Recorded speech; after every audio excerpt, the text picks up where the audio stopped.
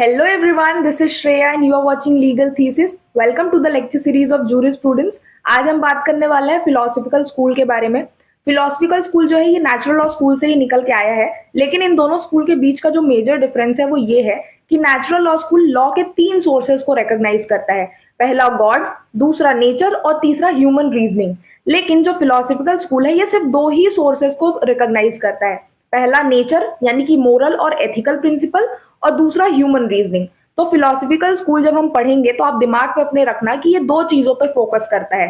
पहला relation of law with moral और ethical grounds, और दूसरा कि जो लॉ है वो मोरल रीजनिंग और ह्यूमन रीजनिंग पे बेस्ड होता है। So starting with philosophical school के कुछ मेन फीचर्स देखते हैं। फिलोसफिकल स्कूल का ये मानना था कि जो फिलोसफिकल जूरिस्प्रूडेंस होता है ये एथिक्स और जूरिस्प्रूडेंस के बीच का कोई common moral and legal philosophy है जो एथिक्स और जूरिस्प्रूडेंस के बीच में पाया जाता है। फिलोसफिकल स्कूल का मेन फोकस होता था on the connection between law and its goal. एक लॉ अगर जिस पर्पस के लिए बनाया गया है उस पर्पस में और लॉ के बीच का क्या कनेक्शन है उसको स्टडी करता था philosophical school. Philosophical school concern itself chiefly with the relation of law to certain ideals which law is meant to achieve. ये इन्वेस्टिगेट करता था the purpose of law and the measure and manner in which that purpose is fulfilled. Philosophical school जो था वो analytical school और historical school दोनों को he criticise करता था। उसका ये मानना था कि जो लॉ होता है वो आर्बिट्रेरी कमांड भी नहीं होता है और वो क्रिएशन ऑफ हिस्टोरिकल नेसेसिटी भी नहीं होता है। इनके अकॉर्डिंग लॉ जो है वो प्रोडक्ट ऑफ ह्यूमन रीजन है।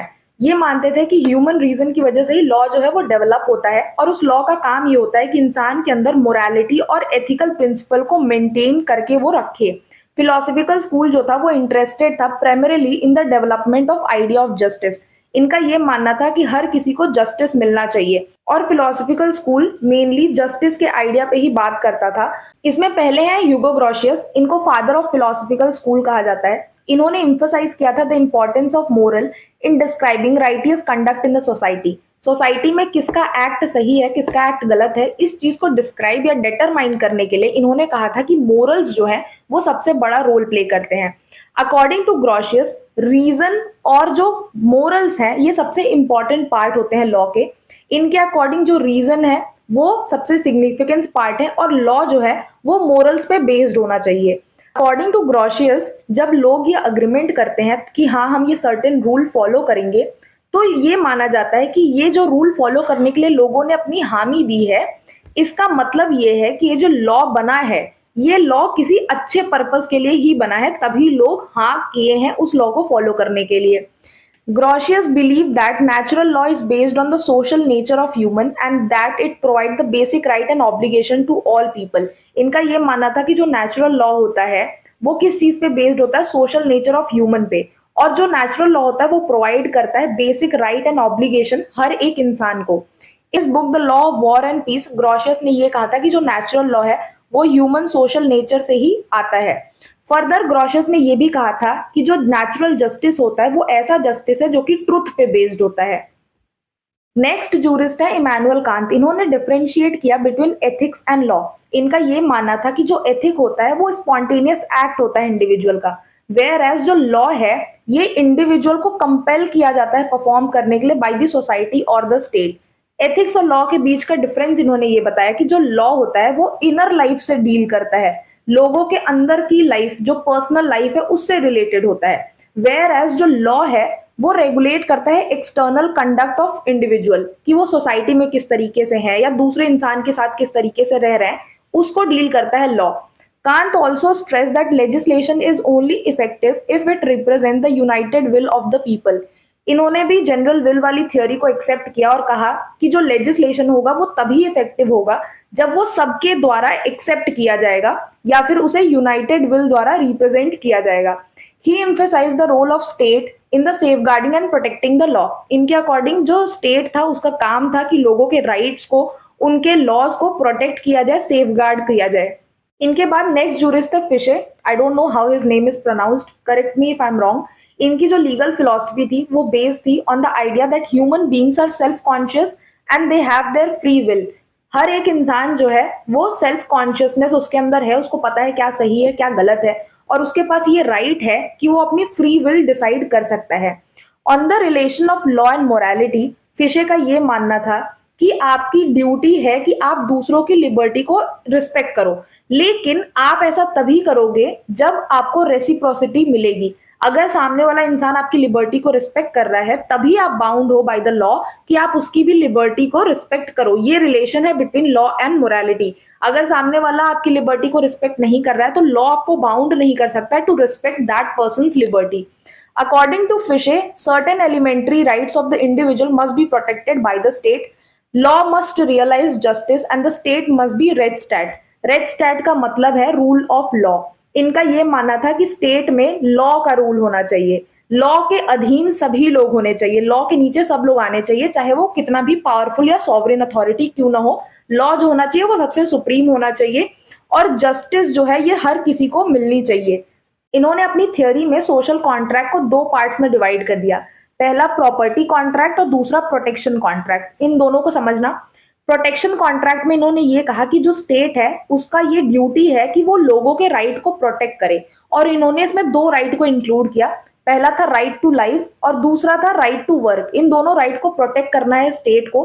और दूसरा इन्होंने कहा कि अगर कोई भी इंसान प्रॉपर्टी ओन करता है किसी स्टेट में तो वो वहां का सिटीजन बन जाता है। The relationship between individual and state is defined in three principles. इनके अकॉर्डिंग इंडिविजुअल और स्टेट के बीच में तीन टाइप के रिलेशंस हो सकते हैं या तीन तरीके से रिलेशनशिप बिल्ड हो सकते हैं। Through fulfilment of civic duty, जब स्टेट का जो मेंबर है अगर वो अपनी सिविक ड्यूटीज को फुलफिल कर रहा है तब वो स्टेट का मेंबर बन जाएगा। दूसरा रिलेशन क्या होता है इंडिविजुअल और स्टेट के बीच में, कि जो लॉ होगा स्टेट का वो या तो लिमिट करेगा या फिर अश्योर करेगा द राइट ऑफ इंडिविजुअल। वो इंडिविजुअल को कोई भी पर्टिकुलर राइट दे सकता है या फिर उनको कोई ड्यूटीज भी दे सकता है।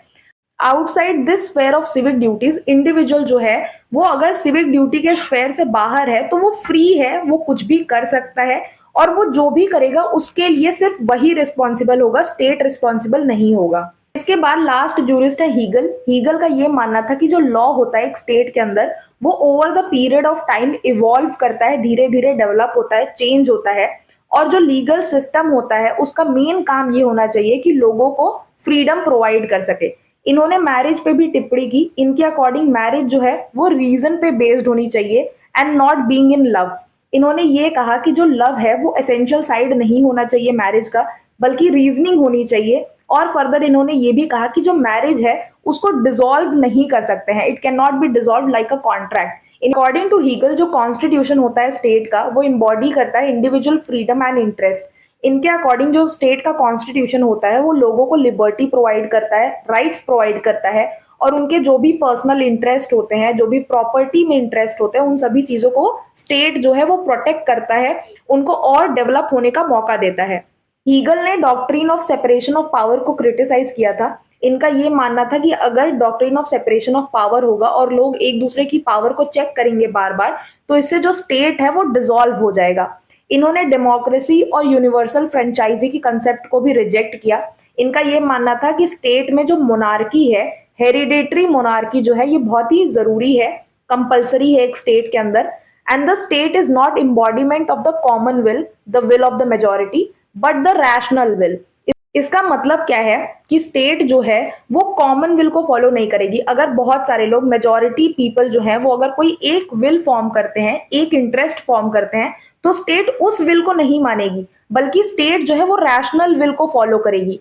रैशनल विल भले चार ही लोगों के इंटरेस्ट में हो, लेकिन स्टेट किसको फॉलो करेगी? Rational will. रैशनल विल क्या होता है? ऐसा विल जो कि रीजन पे बेस्ड है, जो लोग सोच समझ के, विजडम पे बेस्ड है, कॉन्शियसनेस पे बेस्ड है, उसको कहते हैं रैशनल विल या फिर रीजनेबल विल। आप ये भी वर्ड यूज कर सकते हो। तो हीगल का मानना था कि स्टेट जो है वो रैशनल विल को फॉलो करना चाहिए, जनरल विल या कॉमन विल को नहीं। हमने इन चारों फिलोसफर्स की थियोरी देख ली। इन्होंने फिलोसफिकल स्कूल के अंदर क्या क्या थियोरी दी है, क्या क्या कहा है, इन सारी चीजों को हमने डिस्कस कर लिया शॉर्ट में।